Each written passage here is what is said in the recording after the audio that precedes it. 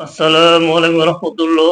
প্রিয় দর্শক, যুগান্তরের রিপোর্ট অনুযায়ী নূরের পেশা ব্যবসা, মোট সম্পদ ও বার্ষিক আয় কত?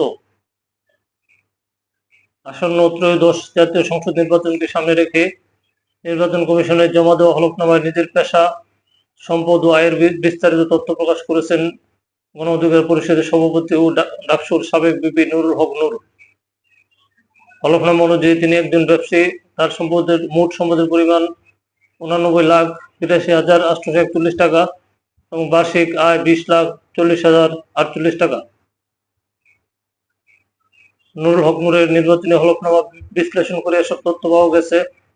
এতে উল্লেখ করা হয়, ব্যবসা থেকে তার বার্ষিক আয় 15,25,426 টাকা এবং অন্যান্য উৎস থেকে আয় 4,54,622 টাকা। সব মিলিয়ে তার মোট বার্ষিক আয় দাঁড়িয়েছে 20,40,048 টাকা। হলফনামা অনুযায়ী নূরের নগদ অর্থ রয়েছে 28,38,217 টাকা। ব্যাংক ও আর্থিক প্রতিষ্ঠানে তার জমাকৃত অর্থের পরিমাণ 2,89,313 টাকা। এছাড়া কোম্পানি শেয়ারে তার বিনিয়োগ রয়েছে 2,75,000 টাকা।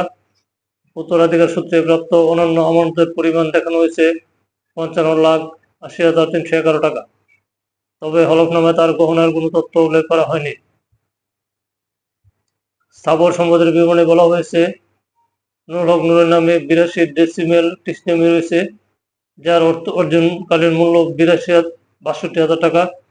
দায় সংক্রান্ত তথ্যে উল্লেখ করা হয়েছে, তার নামে পাওনাদারের কাছে জানা রয়েছে 3,88,160 টাকা।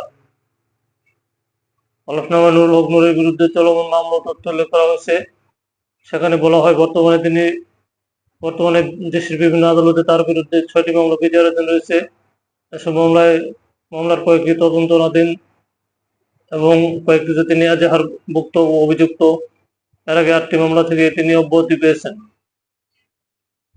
নুরুল হক নূরের স্ত্রী মারিয়া আক্তারের পেশা হিসেবে শিক্ষকতার কথা উল্লেখ করা হয়েছে। তার মোট সম্পদের পরিমাণ 2,66,818 টাকা। হলফনামা অনুযায়ী মারিয়া আক্তারের নগদ অর্থ রয়েছে 30,941 টাকা এবং ব্যাংক ও আর্থিক প্রতিষ্ঠানে জমা রয়েছে 1,35,877 টাকা। তার নামে 3 একর জমি রয়েছে, যার মূল্যে উল্লেখ করা হয়েছে 10 লাখ টাকা। স্ত্রীর বার্ষিক আয় দেখানো হয়েছে 1,91,880 টাকা। দর্শক, ভালো থাকবেন। আল্লাহ হাফেজ।